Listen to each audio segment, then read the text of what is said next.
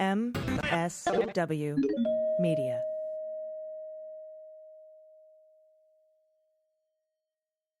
News with swearing. Daily beans, daily beans. Daily beans, daily beans. Hello and welcome to the Daily Beans for Thursday, October 20th, 2022. Today, a federal judge has ordered John Eastman to hand over several more emails subject to the crime fraud exception. Trump has been deposed in the Aimee Carrero defamation case. The CEO of Fox News is set for deposition in the Dominion defamation case. Trump has admitted on tape that the Kim Jong-un letters were classified. And an Arizona GOP candidate is arrested for masturbating in front of a preschool. I'm Allison Gill. Jesus Christ. And I'm Dana Goldberg. Yeah, I know. I had no other way to write that headline other than what it was. I mean, let's just move on. I can't. I know. And I took the story. I didn't give it to you. So. Oh, thank you. I owe you one. Although maybe we're even for some of the shit you've made me like the fucking text messages from yesterday. Of, I can't wait to get. Okay. Yeah. But the good news is MSNBC has confirmed Donald Trump was deposed today in the Aimee Carrero defamation case. And that Eugene's lawyers have asked, again, for Donald's DNA to prove that he's lying. This isn't a criminal rape case. This is a defamation case. And he's saying Eugene is lying, and she is trying to prove that he's lying about her lying. And so the DNA would clear it all up. So they've asked for it again. Later in the show, I'm going to be speaking with Miriam T. She is hosting a PG, awesome, family-friendly Disney villain trivia. Oh, that sounds fun. At a local bakery this Saturday called Cakes. And of course... I wish people could have seen your face right now when you said cakes. And of course, the local Republican MAGA council running for city council, Marcus Contreras, is attacking this. And they are getting death threats. And the community is rallied around this. Good. Yeah. So I'm going to be talking with my friend Miriam T. She is hosting as Ursula, by the way. Not like, anyway. But is she purple? Because if she's not purple, yeah, we can't play Ursula. We have a discussion about that. So anyway, it's I'm just really heartened by the community rallying around this bakery and my friend and the people of Chula Vista. So we're going to talk to her a little bit later in the show. Sound good? Sounds good to me. All right, cool. We have a lot of news to get to and some good news too. Let's hit the hot notes. Hot notes. A federal judge on Wednesday ordered the release of emails from John Eastman, a former Trump attorney, to House investigators on January 6th committee, saying the communications were made in furtherance of crimes related to Trump's efforts to subvert the 2020 election, namely 18 U.S. Code 371, defrauding the United States, conspiracy, and 18 U.S. Code 1512C2, obstructing or delaying official proceeding. Crimes and crimes and crimes and crimes. Indeed. Quote, the emails show that President Trump knew that the specific numbers of voter fraud were wrong, but continued to tout those numbers both in court and to the public. That's what Judge Carter wrote. Judge Carter is the judge who, by the way, handed over the original, like in the first batch, John Eastman emails for the crime fraud exception. Quote, the court finds that these emails are sufficiently related to and in furtherance of a conspiracy to defraud the United States. Carter, who sits on the federal district court in Central California, already released many of Eastman's emails from around January 2021 to the House Select Committee, but the two sides were still arguing over 562 additional documents from Eastman's Chapman University email account. For 8 of the 500-plus Eastman documents, 8 of them, the judge was examining 562. 8 of those could be released because they fit into the so-called crime fraud exception, which allows disclosure of otherwise privileged materials if the communications were related to or in furtherance of crimes. 4 of the documents were from email threads discussing prospective election litigation. In them, Carter wrote, quote, Dr. Eastman and other attorneys suggest that, irrespective of the merits, the primary goal of filing is to delay or otherwise disrupt the January 6th vote. Carter's new order cited one email where Trump's attorneys state that, quote, merely having this case pending in the Supreme Court and not ruled on may be enough to delay consideration of Georgia. Quote, this email, read in context with other documents in this review, make clear that President Trump filed certain lawsuits not to obtain legal relief, but to disrupt or delay the January 6th congressional proceedings through the courts. Ooh, that is going to piss off the courts. It's going to piss off the DOJ. It's going to piss off Georgia, Fani Willis. Quote, the court finds that these 4 documents are sufficiently related to and in furtherance of the obstruction crime. 4 other emails the judge is ordering to disclose demonstrate an effort by Trump and his attorneys to press false claims in federal court for the purpose of delaying the January 6th vote. Carter pointed to litigation that Trump filed challenging the election results in Georgia. The judge went on to cite a December 2020 email where John Eastman said that Trump had been made aware that some of the allegations of voter fraud in an early December state court election challenge were inaccurate. According to Carter, Eastman wrote, although the president signed a verification for the state court filing back on December 1st, he has since been made aware that some of the allegations and evidence proffered by the experts has been inaccurate. For him to sign a new verification with that knowledge would not be accurate. Yet, Trump and his attorneys went on file, and they went on to file a federal lawsuit referencing the same inaccurate numbers. The federal lawsuit Trump's attorneys filed did not incorporate the numbers in the body of the complaint, but rather the lawsuit included as an attachment the state court election challenge. Trump filed it, as Carter noted, without rectifying, clarifying, or changing the bogus fraud numbers. The federal lawsuit filed by Trump also included a footnote that Carter characterized Trump as a Trump attempt to disclaim his responsibility over the misleading allegations. Trump said in the footnote he was only relying on the figures that had been presented to him. But by his attorney's own admissions, that's Eastman, the information provided to him was that the alleged voter fraud numbers were inaccurate. And let's not forget, Dana, the Department of Justice has Eastman's phone.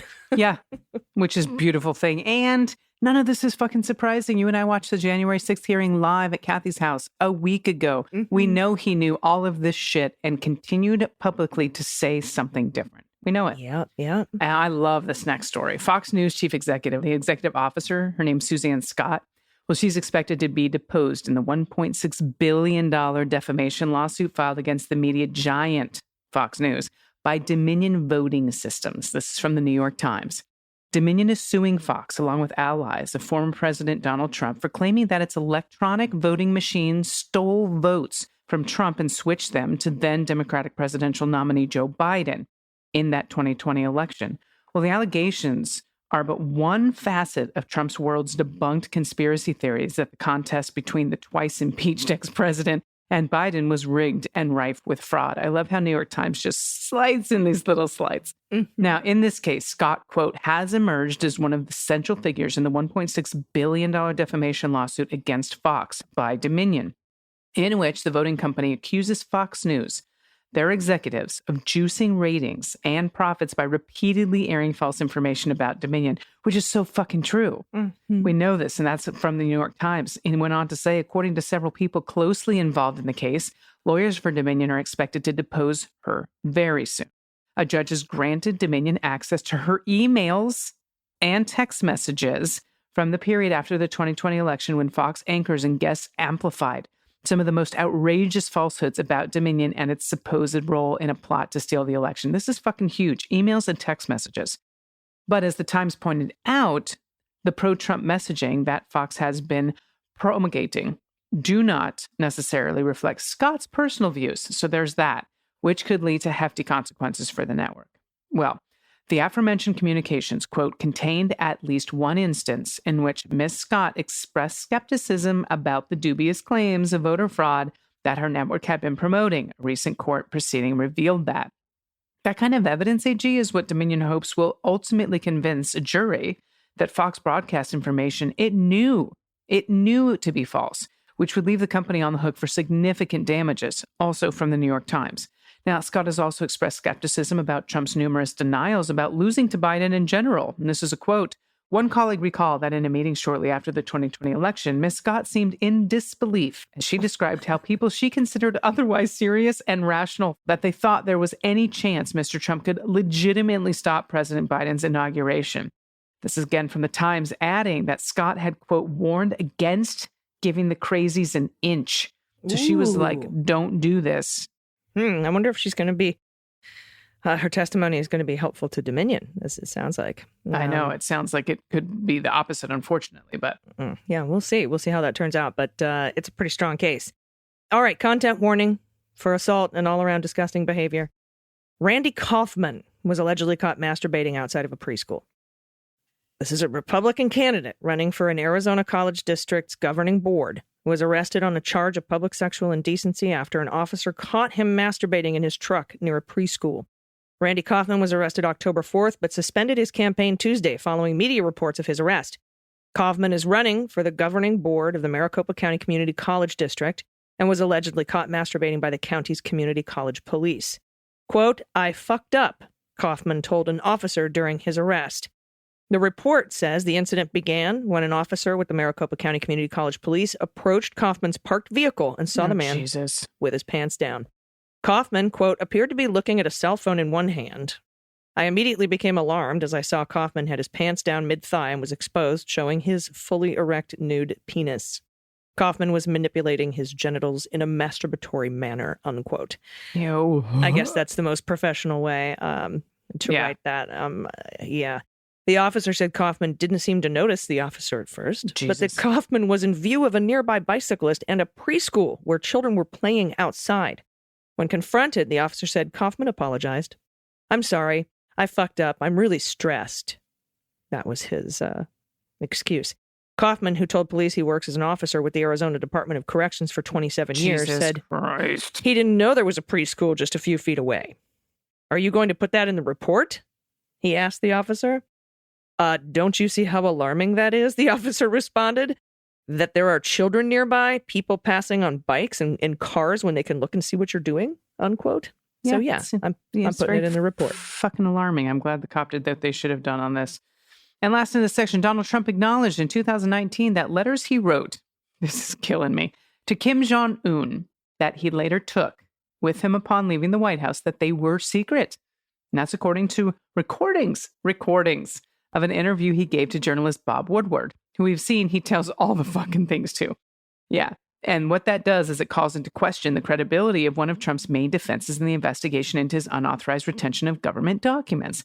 Also, what it sounds like is he's just keeping. Have you ever kept a letter or a card from an ex like in a box? That's what it feels like. Just a love letter. Yeah, that except the ones I have aren't classified. Classified, yeah. In December of that year, Trump shared with Woodward the letters that Kim had written to him saying, quote, "Nobody else has them, but I want you to treat them with respect and don't say I gave them to you, okay?" Now, I know that was a bad Trump impression, but... Don't say I gave them to you. A little bit of consciousness of guilt there? A little bit. And that was according to recordings obtained by CNN and the Washington Post. When, in a phone call the following month, Woodward asked to see what Trump had written to North Korean leader, the president replied, "Oh, those are also top secret." Oh, I'm sorry, what? Those are top... Okay, just checking. The comments contradicted Trump's claim that he took no government secrets with him upon leaving the White House in January of 2021. In reality, the National Archives, which is tasked, as we know, with preserving the records of the former presidents, well, it spent much of 2021 trying to get the Kim letters back from Donald, only succeeding earlier this year. The statements, including the Trump tapes, Bob Woodward's 20 interviews with President Trump, set for release on Tuesday. I'm still fucking annoyed, though, that there's so much information in this stuff. It's just like releasing a book. Also raised questions about the credibility of his defense to the allegations that he allegedly kept government secrets at his South Florida resort, Mar-a-Lago. So he's saying the quiet part out loud on tape again, as he does. Yeah, and this is released as a book. This was held onto for a book. So he knows what classified means. Yep, he sure does. And he knows he's not supposed to show them to people. I'd be surprised if this doesn't show up in an indictment for espionage from the Department of Justice or obstruction or 2071. Because, yeah, he just admitted on tape. Can't show you these things. They're classified and they're at my house. Wow. All right. We'll be right back with Miriam T. We're going to discuss a local bake shop, Cakes, here in San Diego that has come under attack from right-wing extremists. Stay with us. After these messages, we'll be right back. Are you struggling with the political upheaval of the current moment?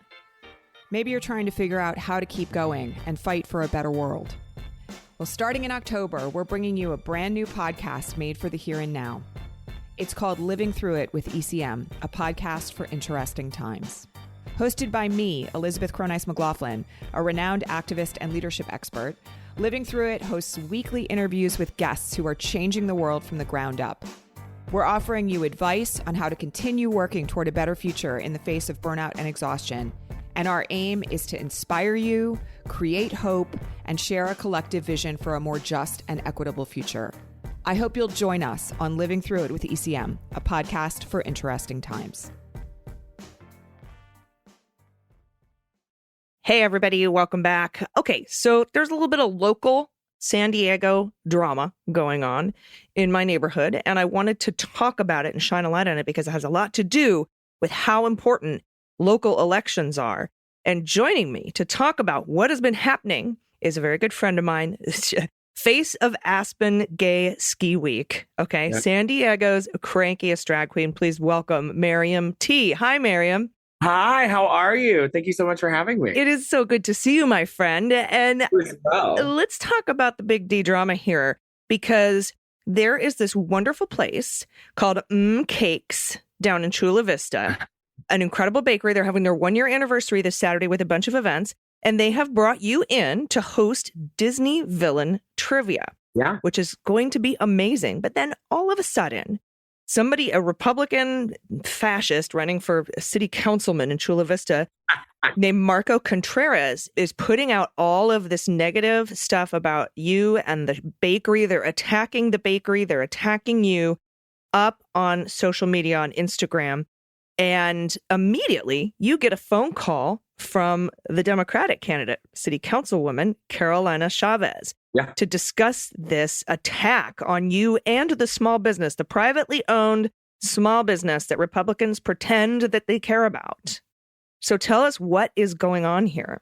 Well, I got reached out by the owners at the bakery who are a fan of my work. I do trivia nights all the time. It's kind of what I'm known for. I'm a game show freak and I'm a Disney freak, and I'm known for doing Ursula. So they're including Disney as a big part of their 1-year celebration. They're doing a lot of Disney treats and stuff. So they reached out to me to host a PG, family-friendly, all ages welcome trivia. I'm not performing. There is no show. I'm dressed as a giant octopus. I'm coming as Ursula. And I'm doing trivia, and it's a private event that you have to sign up for at a privately owned business. And because, this is something that's backfired, and I'm going to encourage more businesses that hire drag queens to stop doing this. It says it's a family-friendly event. I think we need to change it to all ages, because for whatever reason, family-friendly triggers these assholes. And they lose their mind when they see family-friendly and there isn't a white Jesus or a Bible or a Chili's bar and grill attached to it. They lose their mind. And so it just blew up. This guy's running in District 1 in Chula Vista. And apparently, he's a pastor, and just super right-wing, like the election was stolen, like those kind of crazy people. And I guess they've had some physical violence and stuff. Ms. Chavez told me that him and his team have been going around and stealing signs out of people's yards and just a bunch of bullshit. And so he and his little cult of followers decided to attack this bakery. And the owners were receiving death threats. Their staff were receiving death threats.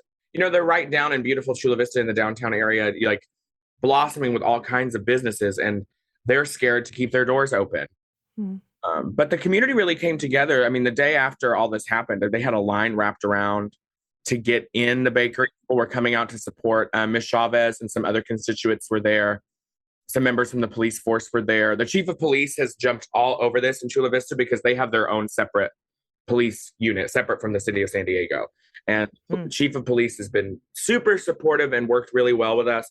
But this guy is just a wacko, and he is not backing down, even though if you go look at his page, he's really losing in the comments section. It's really not worked out as well for him as I think he thought it would. Yeah, and I've seen this happen. We had this up in Westlake where we had a business attacked for having LGBTQ friendly events or, anything. And this isn't even that. This is you as an octopus, reading trivia questions in a Disney villain theme. But, and I always want to amplify this, not only because I think that the city council race is so important, and that everybody listening in Chula Vista vote for Carolina Chavez. But I also like to shine a light on these brave businesses and people working with them like you, so that we can get, because like you, I was so amazed and heartened and like warmed by the community support when he attacked you in this business. And so that's why I want to put this out to everybody for their support, so that they can lend support to events like this and this specific event and this bakery. It's called Cakes SD. That's Cakes SD on Insta. And if you just have a minute to go down, throw them some love, maybe leave a choice comment on Mr. Contreras's horrible post, which is really just sicking violent extremists on private business and people. Right. Which, that side is, like you said, they're all about the private businesses, right? Until they do something that they don't like or they don't agree with. Right. The morality police, right? Exactly. And, little do these idiots know that Ursula was based on a drag queen. The number one inspiration for the design of Ursula was based off Divine. Mm-hmm. And that's well known for people that, know Disney and stuff. So these people don't even know what they're attacking. And, they're calling me things like, provocative and a groomer. And if you've ever seen me in drag, I'm one of the least provocative drag queens you'll ever meet in your life. Okay, yeah, I think my favorite is when you come out in overalls and a flannel shirt and do your "Hi, I'm Shelley Duvall." Yeah, it's bit. Really provocative. Yeah, it's super sexy. Yeah, it's the brown overalls and the Doc Martens for me. Yeah, the lesbians just can't contain themselves when I do that number. Mm-hmm. I love it. Yeah. So I don't see how. I mean, well, they got mad over a black Ariel, so of course they're going to get mad over a male Ursula. Of course, they lost their mind over Blariel, so they're going to lose their mind over a male Ursula. Mm-hmm. And yeah, I've just dubbed her Blariel now. She's Black Ariel, just all in one, just to make them even madder. But what's funny is, some people did some digging and found out that Marco Contreras, his sister is a lesbian and frequents the establishments in Hillcrest, and there's pictures of her, posted at Gossip Grill and places that I work, multiple times a week doing shows. And she has quite a big following. And as far as I know, has not made a public statement about it. But he was at her lesbian wedding and there are pictures of them together. Yeah, my fan base is pretty crazy. So when they found out, they went and attacked. The people, the lovely people at the bakery called me and they were like, "We didn't realize how many fans you had." I said, "Oh, you're going to piss off my little teacups," and they go crazy. Mm-hmm. And they really have. If you go look at that comment section on his post, people are just, he's on the losing side for sure. Yeah. And what's sad to me is that these type of threats, and like you said, the bakery's getting death threats and threats of violence, and that's unacceptable. I mean, to not be able to freely run your business the way you want to run your business is, and it's not like this is a mandatory trivia for all children in Chula Vista. This is something you can sign up for and come to if you want. It's a private event. It's a private event. That's what blows my mind. I'm like, it's a private event. Like I said, it's that word family friendly. Mm-hmm. They see the word family friendly, and if it's not their definition of what family friendly is, they lose their freaking minds and become the morality police. It's ridiculous. Well, I'm so glad that the whole community has rallied behind you and the Cakes Bakery. Everybody head over to Cakes SD on Instagram. Look them up. Send them some love. If you're in Chula Vista, go get a delicious treat and tell us about the event on Saturday. Yeah, so from Saturday, they're celebrating all day for their 1-year anniversary, but you can catch me from 5 to 7 doing family-friendly, PG-rated Disney villain trivia. I don't know how bad it can be. I think all the spots might be full. I'm not sure. But all of the information is on the Cakes Instagram page with how to sign up and all of that.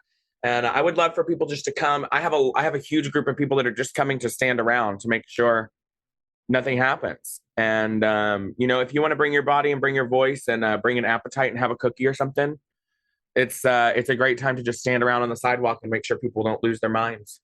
Yes, and your ballots in Southern California should be in your mailboxes. If you are in District 1 in Chula Vista, please make sure to vote for Carolina Chavez and not for Mr. Contreras, Marco Contreras. And wherever you are in the country or around the world, I'm not sure. Let's just talk about the American elections here, the United States elections.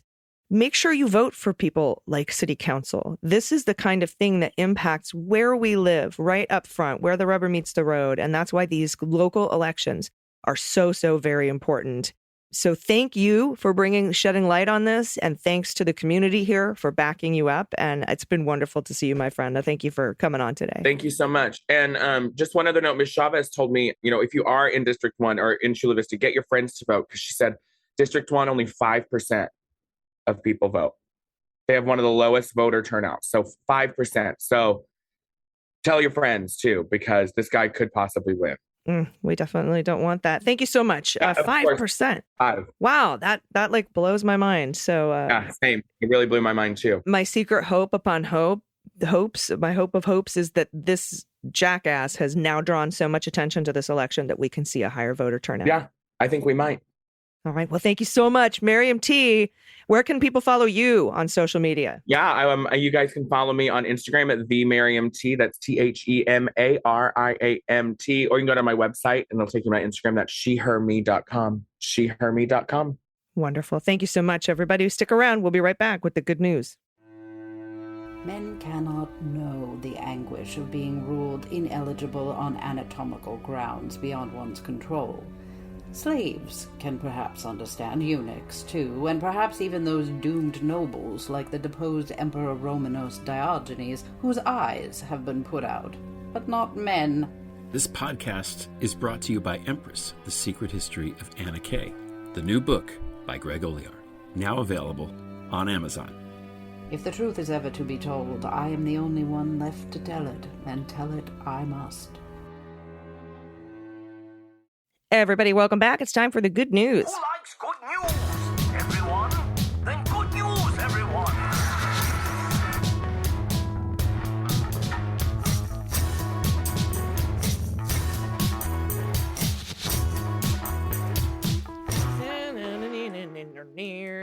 Good news, good news. And if you have any good news, confessions, corrections, pet photos, pet tax, pod tic tacs.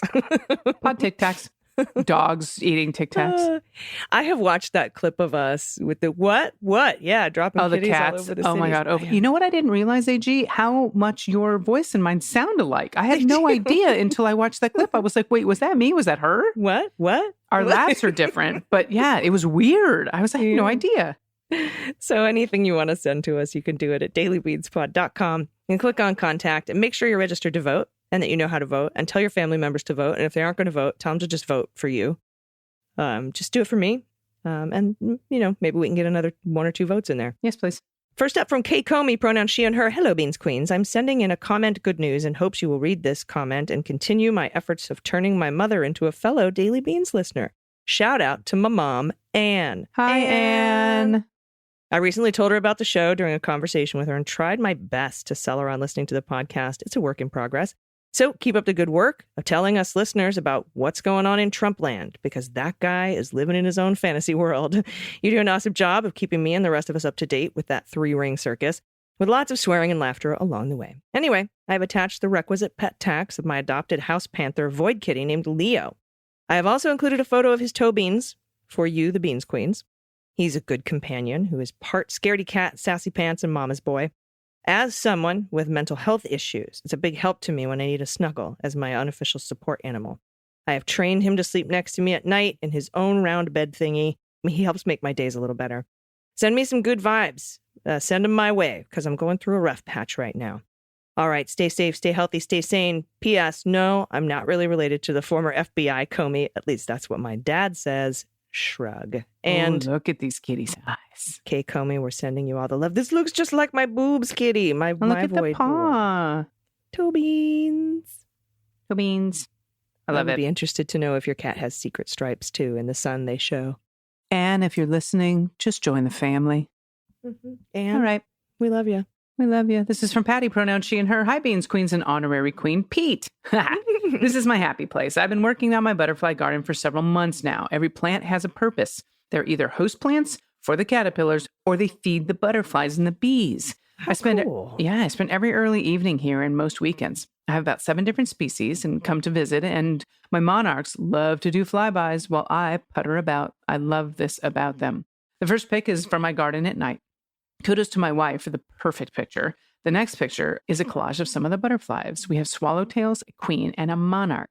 The final collage is in the garden during the day, along with a picture of zebra longtail. Ooh. Thanks for keeping us sane and informed. Wow, that garden space looks super zen and lovely. Oh, I love the umbrella. Look at those the cantilever. butterflies. Oh my God. What a cool idea. The plants are specifically for caterpillars and butterflies. The I love zebra it. longtail is beautiful. I did learn, though, that you don't want butterflies to land on your hands because the oils from them can hurt their wings. Yeah, leave them alone. Don't touch. No, I'm not talking to the butterfly garden. Yeah, I'm sure she You're allowed to touch your butterflies. I'm just talking to everybody. Yeah, I didn't know that either. And then you touch their wings and then, woo, it gets bad for them. And you want to grab the next one, too, because it's amazing. Sure, absolutely. This is from Josie J. No pronouns given. My sister nabbed this pic of a squirrel chewing away at her porch pumpkin. It's a classic. Yes, it is. Oh, my gosh, this is adorable. That's fantastic. Hello, squirrel. Hello, Pumpkin squirrel. Next up for me, I had a friend who posted on social media that they take a pumpkin and they put some like yummy, I can't remember what it is, vegetable oil maybe, like in the shape of eyes and a mouth, and let the squirrels come and eat it. And it looks terrifying. It makes the most terrifying looking jack-o'-lantern. That's brilliant, actually. Yeah. Next up from Aimee, pronouns she and her. Good day, beans goddesses. You are tied with coffee for the first and best part of my morning category. Our Queen Cat Sabrina's theme song is the Imperial March from Star Wars. We sing mean, mean, mean, mean, mean, mean, mean, mean, mean. She then tells us in her high-pitched voice, she's not mean, we're just stupid. I really do love this cat. I also have a shit kid say. I don't know what my 14-year-old was talking to his friends about while they were gaming, but I heard my kid say, quote, it's just like Martin Van Buren being blamed for all the crap Andrew Jackson did, unquote. I'm not sure he had the analogy exactly right, but props for paying attention. Yeah, god damn it. Thanks so much for being our sweary light in the darkness. Vote blue and may justice prevail. Pics attached are the Queen herself, looking regal, and one of my happy places on our farm. The farthest hill is in New York, about 8 miles, as the crow flies. Oh. Wow, beautiful. Really, really beautiful. Hi, kitty. I love it. All right, this is from Emily, pronouns she and her. Hi, I wanted to send a cute picture of my sons in this year's Halloween costumes. They've been too excited about them and have been wearing them to play outside. I hope they make it through Halloween. Also including a picture of a kitten from a friend's litter. We will be adopting one of them this coming Friday. Neither my husband nor I have ever had a cat at any point in our lives, so wish us luck. I hope that the kitten gets along with our 2-year-old dog, Ruby. Oh my God, Super Mario Brothers are adorable. Yeah, Emily, you ever have any cat questions, just send them on in. Look at the kitten. And look at Ruby. Oh, it's a tuxedo too, dude. They're the best. Okay. Well, they're all cats are the best, really. But, you know, I'm partial to tuxedos because I have one right now. But yeah, the Mario and Luigi, absolutely stunning. Did you make those? Those are fantastic costumes. I know, those are really good costumes, and they're loving them. I like how they're cheesing in them. It's so good. I like how they play in them. It's not even Halloween, and they're like, I hope they last until Halloween. That's so great. They love them so much. Thanks, everybody, for sending in your stuff. Anne, I hope you had a good time today. Welcome to the Leguminati. That's what we call listeners of the Daily Beans. And if anyone has anything you want to send to us, please do so by going to dailybeanspod.com and click on contact. And also with that pumpkin eating squirrel thing, look that up before you put anything on a pumpkin, because I don't know exactly what it is that's safe and non-toxic for animals. Good call. So please look that up before you do. And feel free to send in corrections if you have them. We'll bring it up on the next show. Do you have any final thoughts today? No thoughts for today. No thoughts at all, actually. Apparently no final, no starting, no thoughts. Hey, that's very zen, is all I can say about that. To clear your head of all thoughts. That's nirvana, really. That's what I'm doing. What did you just say? What were we just talking about? What were we just talking about? Why am I here? What is money? Anyway, we'll be back tomorrow in your ears. Until then, please take care of yourselves, take care of each other, take care of the planet, take care of your mental health. Vote blue over Q. For God's sakes, to everyone you know with you, everyone you know. Take them all. I've been AG. And I've been DG. And them's the beans. The Daily Beans is written and executive produced by Allison Gill, with additional research and reporting by Dana Goldberg and Aimee Carrero. Sound design and editing is by Desiree McFarlane, with art and web design by Joelle Reeder with Moxie Design Studios. Music for The Daily Beans is written and performed by They Might Be Giants, and the show is a proud member of the MSW Media Network, a collection of creator-owned podcasts dedicated to news, politics, and justice.